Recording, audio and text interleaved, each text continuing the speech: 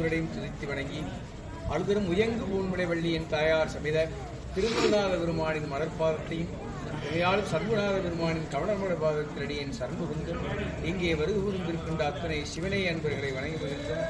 அருமையான இந்த வைகாசி மாத ஆயிலிய நட்சத்திரத்திலே எல்லா வல்ல சிவபெருமானுடைய திருவடி அடைந்து பேரின்ப பெருவாழ்வை பெற்றவர் சோமாசி மாற நாயனார் ஆவார். தமிழகத்திலே அது முக்கியமாக சோழ மண்டலத்திலே சோழ மண்டலம் சொல்ல மிகச் செழிப்பான நாடாக இருந்தது தமிழகம். அந்த சோழ மண்டலத்திலே இன்னைக்கு இருக்கின்ற பேரளம்னு சொல்லுவோம். அந்த பேரளத்து பக்கத்தில் பூந்தோட்டம்னு ஒரு ஊர் இருக்கு. அதுக்கு பக்கத்தில் அம்பர் மாகாளம் அப்படின்னு ஒரு அருமையான பாடல் பட்ட ஸ்தலம் ஒன்று உண்டு. அந்த தலத்திற்கு கிழக்கே சிறிது தூரம் சென்றால் அந்த உள்ள நகரத்துக்கு பேர் தான் அம்பர் மாநகரம். இன்னைக்கு அந்த தலம் இருக்கின்றது. அந்த அம்பர் மாநகரத்திலே அவதாரம் செய்த பெருமான் சோமாசி மாற நாயனார். அவர் அந்தனர் குலத்தை வேதம் ஓதக்கூடிய அந்தனர் குலத்தை சேர்ந்த பெருமான். அம்பர் அப்படின்னு சொன்னா அதாவது ஆம்பிரம், அதாவது நிறைய அந்த ஊர்ல மாமரங்கள் நிறைய இருந்ததாம்.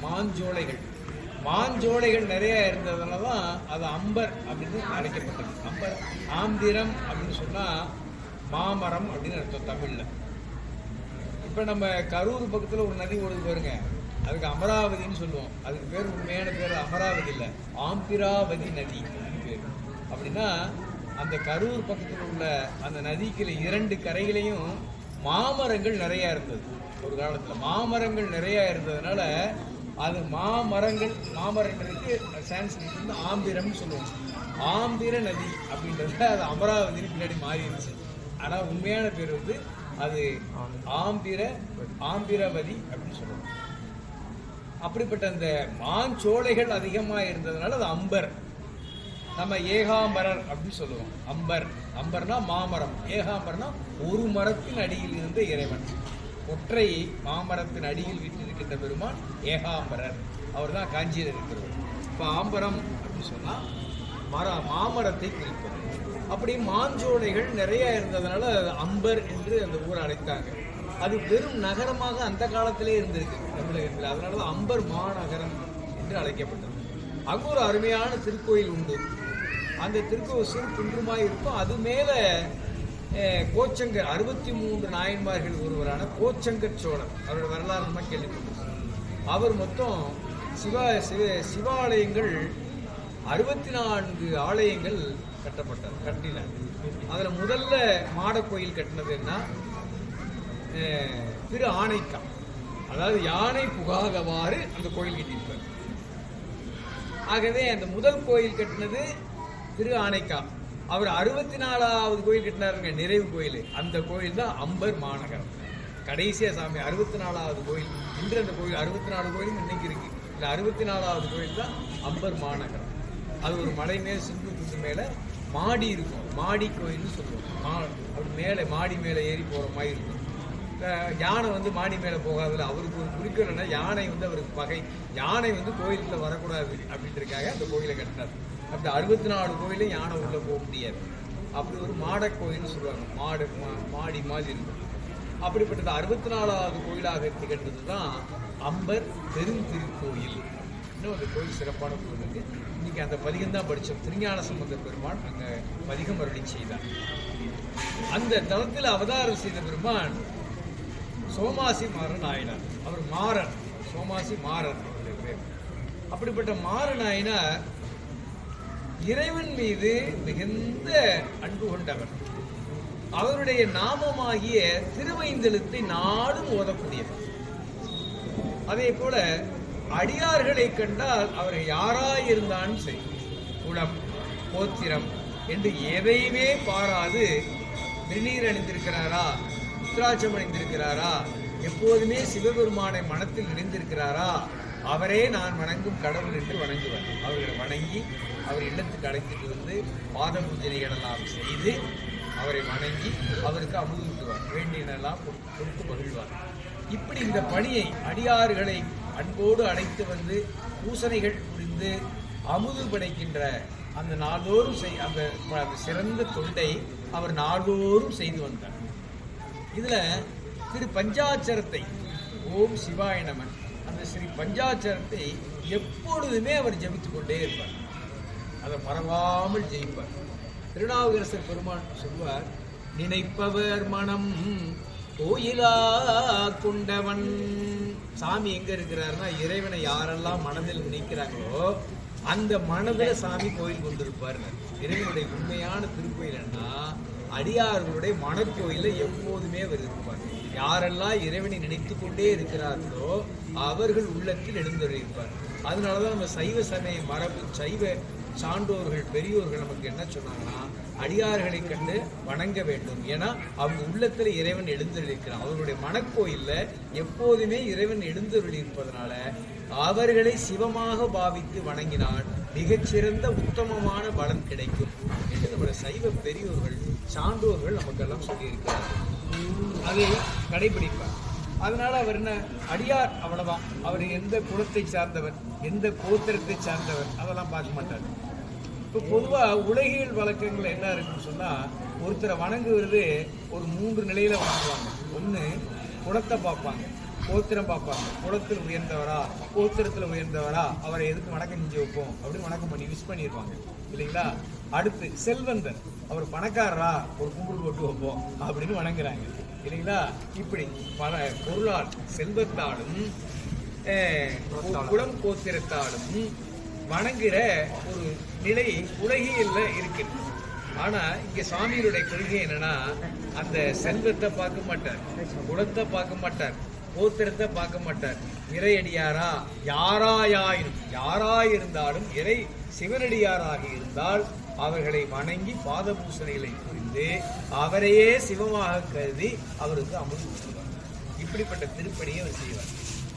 இதை பாருங்க, நாவுக்கரசர் பெருமான் 2 பாடத்துல இந்த கருத்தை நமக்கு அருமையாக சொல்றார். இதை வாழ்க்கையாக வாழ்ந்தவர் தான் சோமாசிமார நாயனார். அதாவது சாத்திரம் பல கொண்டு என் செய்வீர்கள், சலக்கர்கள் கொஞ்சம் திட்டுவார் சாமி.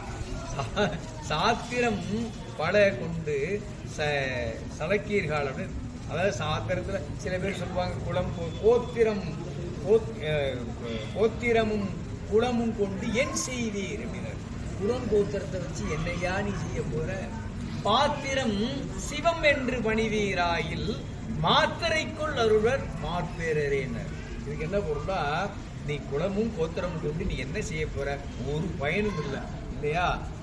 திருநீரும் கண்டிகை உத்ராட்சமும் நெஞ்சத்துல எப்போதுமே சிவபெருமானை நினைத்து கொண்டிருப்பவர்களை நீ சிவம் பாத்திரம் சிவமாக அவர்களை சிவமாக நீ பாவித்து வணங்குவீராகில் மாத்திரைக்குள்னர். மாத்திரைனா அந்த காலத்து கணித கணக்கு இல்லைங்களா. இப்ப நம்ம 1 நிமிடத்துக்கு 60 செகண்ட் சொல்றோம் இல்லைங்களா. 60 செகண்ட்ன்றது ஒரு சுண்டு இல்லைங்களா, ஒரு சுண்டு.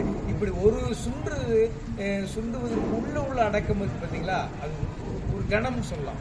அதுக்குள்ளேயே வந்து அருள்வாரம். அதாவது ஒரு சுண்டுக்கு முன்னாடியே வந்து அருள்வாராம். இதுக்கே ஒரு கணக்கு சொல்றாங்க, இதுக்கும் நுணுகிய ஒரு கணக்கு இருக்கு பார்த்தீங்களா. அவ்வளவு வேகத்துல வந்து அருள்வாராம் இறைவன் அப்படின்னு திருநாவுக்கரசர் பெருமான் சொல்லிட்டார். ஆகவே குலம் கோத்திரம் கொண்டு நீ அவர்களை வணங்குவதை விட்டு யாராயினும் அவர்கள் திருநீர் அணிந்தால் உத்ராக்கம் தெரிந்தால் நெஞ்சத்திலே சிவபெருமானை என்று நினைக்கக்கூடியவர்கள் இருந்தால் அவர்களை நீ வணங்குகிறால் ஒரு மாத்திரைக்குள் அந்த அருள்வார் நம்பெருமான் என்று நாவுக்கரசர் பெருமானுடைய ஞான வாக்கு நமக்கெல்லாம் அறிவிக்கின்றது.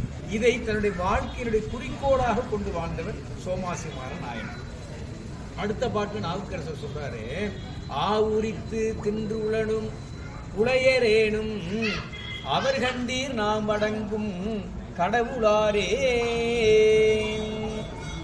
ஆடாஞ்சேரி மாடாஞ்சேரி வெட்டி சாப்பிட்றாம இருக்கு. ஆடு மாடெல்லாம் வெட்டி சாப்பிட்றது ரொம்ப கீழ்மையான ஒரு நிலை இல்லைங்களா. சில பேர் ஆடு மாடெல்லாம் வெட்டி சாப்பிட்றாங்க, அவங்களாம் ஒரு குலை தொழிலாளர்கள் இல்லைங்களா. அவர்கள் செய்வது மிக கேவலம்தான். ஆனால் அவர்களும் மனம் திருந்தி கங்கைவா சடை கறந்தார் கண்பராய், அவர்களும் மனம் திருந்தி அதை விட்டு நீங்கி சிவம் என்று வந்து திருநீரும் ருத்ராக்கம் தரித்து வந்தால் அவர்களை நான் சிவபெருமான் என்றே வணங்குவேன் என்று சொல்றார். அந்த நிலையை விட்டு விலகி இது ஒரு கேளான நிலை என்று அந்த புலை நிலையை விட்டு விலகி திருநீரும் ருத்ராக்கமும் சிவசிந்தனையோடு இருக்கின்றவர்களை நான் சிவபெருமான் கடவுள் என்றே நான் வணங்குவேன் என்று நாவுக்கரசர் பெருமான் மிக அருமையாக தேவாரத்தில் நமக்கெல்லாம் மிகச் சிறந்த உபதேசமாக அருள்கின்றார். இந்த உபதேச கருத்தை சோமாசிமாரினால் வாழ்நாள் முழுவதும் கடைபிடித்தார். இப்படி யாராயினாயினும் அடியார் என நினைத்தால் அவர்களை தொழுது வணங்கி அமுது ஊட்டி மகிழ்வார். இப்படி அடியார் தொண்டு செய்தார். இரண்டாவது, எப்போதுமே ஸ்ரீ பஞ்சாட்சரத்தை ஜெபித்து கொண்டே இருப்பார். எப்போதுமே, அதாவது நினைப்பவர் மனம் கோயிலா கொண்டவன். இது நாவுக்கரசர் பார்க்கிறேன். யாரெல்லாம் இப்ப இறைவனை எளிமையா நினைக்கிறது ஒரே வழியில் அவருடைய நாமத்தை சொல்வதுதான்.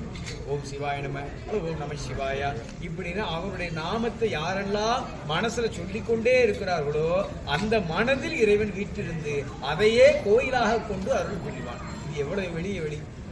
ஆகவே மிகச்சிறந்த வழி இப்படி ஸ்ரீ பஞ்சாட்சரம் ஓதி மனதில் நினைப்பவர்களை வணங்குவது என்ற அந்த ஒரு மிகச்சிறந்த தொண்டை அவர் நாள்தோறும் செய்து வந்தார். ஆகவே திருவைந்தெழுத்தை அவரும் ஓதுவார்.